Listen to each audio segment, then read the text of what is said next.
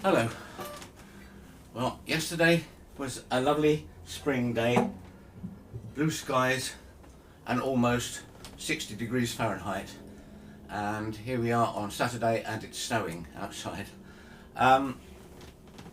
This is in response to some queries and specifically interest about me.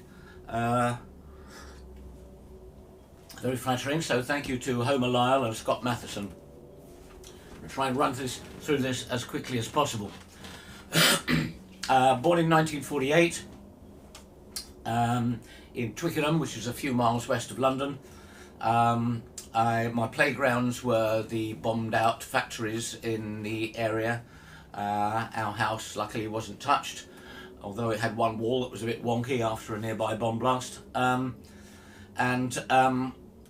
was a golf course not far away which was bombed by the Germans.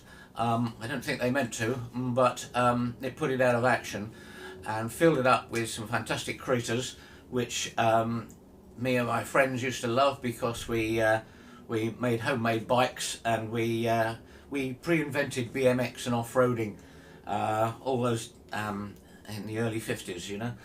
1954-ish, I started school, preparatory school, and the first one I was beaten, had our heads banged together and locked in cupboards for the sin of being left-handed.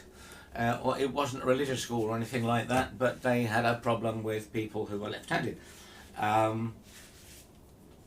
So after a court case, my parents took me away and took them to court and lost, but I went to another prep school which was an absolute delight, and I still think that in those 3-4 years that I was in that second school, again in Twickenham, I think I learned most of my general knowledge, my history and geography, and of course all about the British Empire.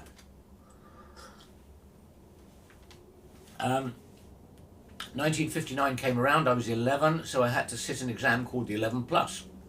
The 11 plus determined your life's direction at age 11. If you passed, you went to a grammar school and studied arts and things like that, and if you failed, you went to a secondary modern and you were taught things like carpentry and engineering and stuff like that. What we didn't know at the time was the most important part of that exam was what you put on the front page, where it asked for your name and your school and your father's occupation. And it was called social streaming. My father was owned and managed a rather significant garage, selling cars and lorries, trucks, and servicing and a petrol station, all that sort of thing. But I put down mechanic because, of course, that's how he started off. That meant that I was lower working class. So automatically, regardless of my score, my headmistress said that I couldn't possibly fail to pass the 11 plus, but I was sent to a secondary modern. And it was a pretty rough school after the genteel prep schools, there was room for 300 and we had 750 people there, so classrooms were typically 30 to 40 people, and it was pretty tough. But I coped, and I learned to cope and I learned to fight. I've got a crib sheet here, excuse me for that. 1963, still at school, and the London R&B boom was happening. I started going to music clubs. Yes, they were drinking and smoking clubs, but no one seemed to worry too much about that at that time. I saw Alexis Corner, Joanne Kelly, Jeff Peck and the Tridents, Long John Baldry, Cyril Davis, the Art Woods trio. Art Woods was Ronnie Wood's older brother, Rod Stewart, the Yardbirds, the Downliner Sect, and most importantly, I guess, the Rolling Stones. I'd cycle from school, change out of my uniform and wait for the Stones single VW van to turn up, and then help them unload the gear and get them across the footbridge onto Eel Pie Island, which is where I saw them mostly,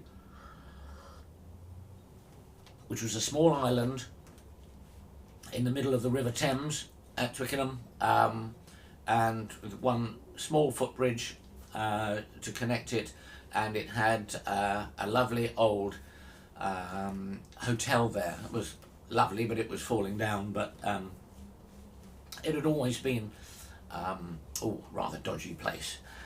Things went on at Eel Pie Island.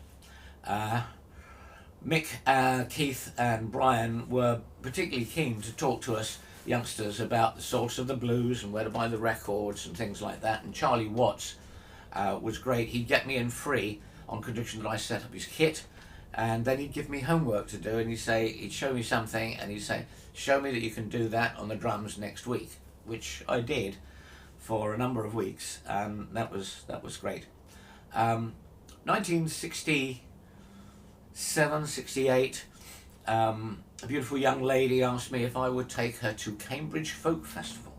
Cambridge was a long way away from me as far as I was concerned back in those days, but I took her I took her in my ancient Ford Anglia to see Tom Rush, and it was an eye-opener for me. He really affected me, just to see one man with an Epiphone Texan guitar and one microphone captivating hundreds and hundreds of young hippies, and my rather offish, long-haired R&B drummer persona was a bit shaken by that and started looking at another side of performing music.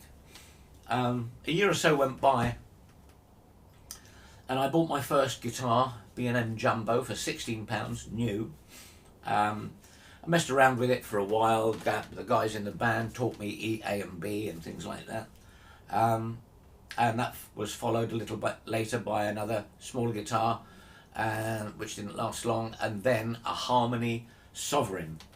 I was then playing in a small folk trio, 2 guitars and a singer, called A Boy and His Dog, and we were quite successful in the West London folk club area, and so that's where I played my Harmony Sovereign.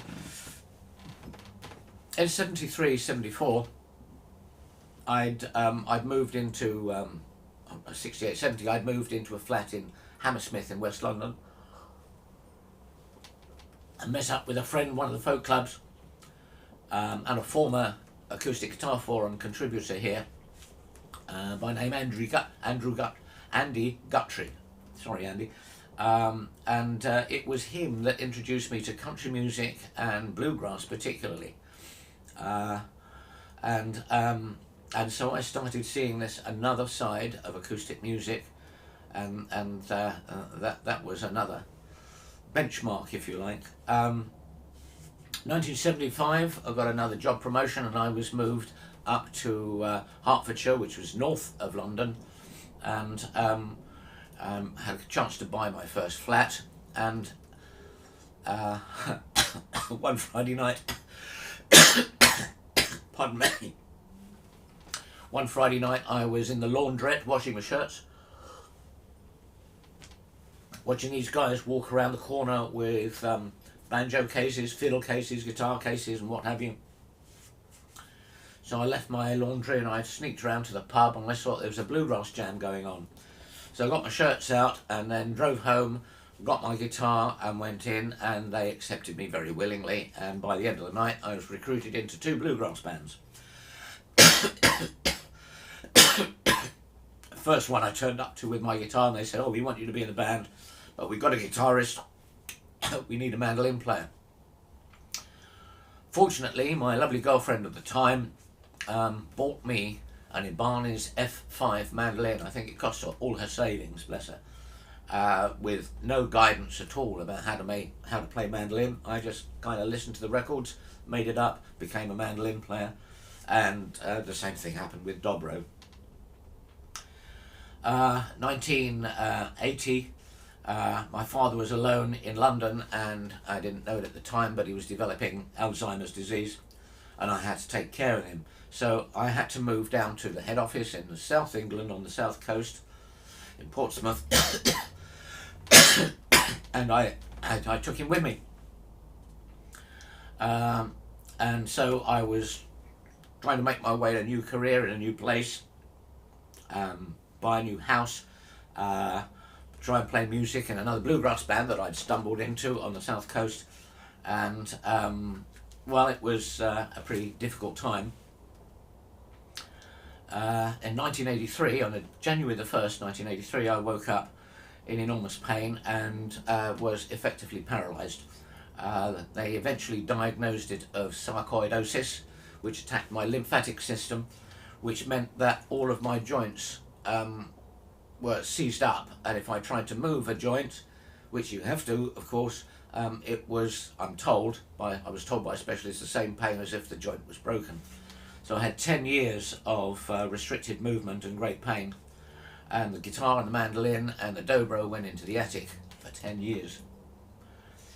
During those 10 years, once I was able to work, and well, I went back to work far too soon, and once I was able to walk, I was going to say, I got involved in photography, and I could stagger into the woods and sit down on a lump of wood till I got the strength, and that taught me to see, because while I was sitting there trying to gain my energy, I was looking, and photographs were being created for me.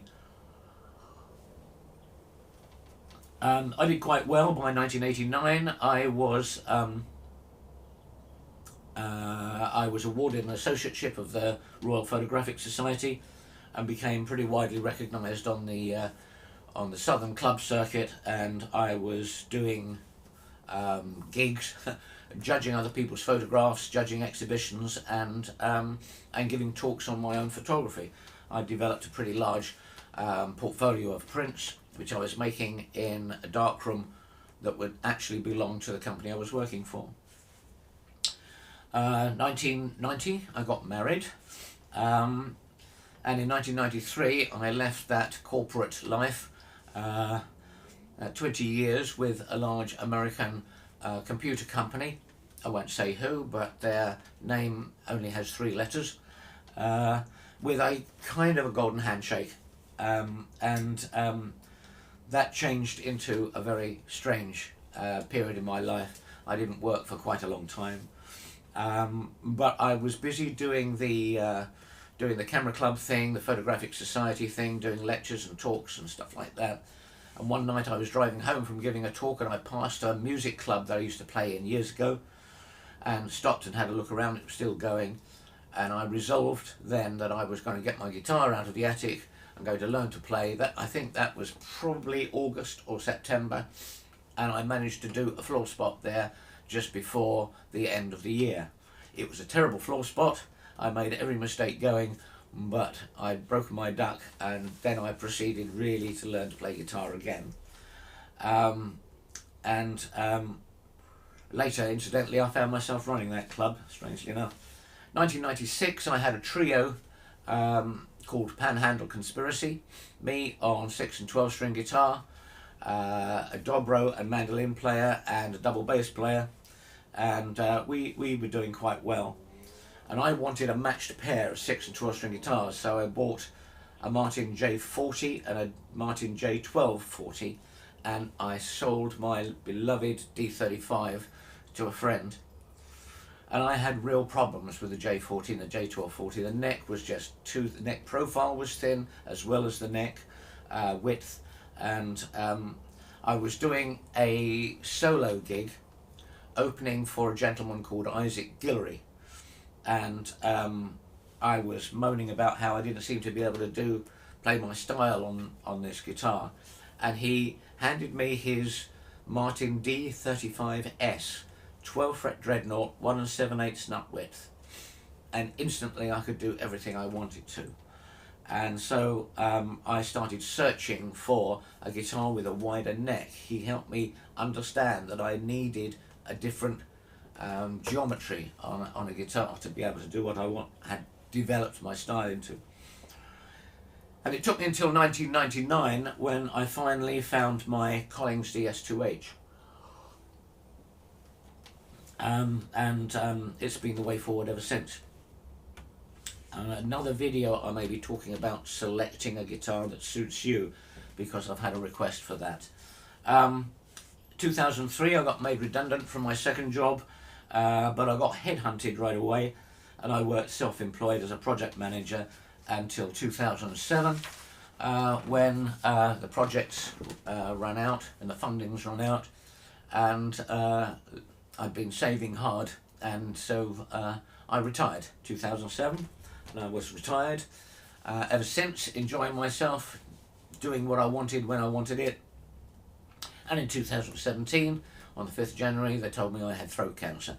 So 2017 has been a bit of a bummer, but it's 2018 now, and I'm recovering slowly, getting my voice back, getting my strength back, and so I hope 2018 will be a better year for me, and I hope it'll be a great year for you as well.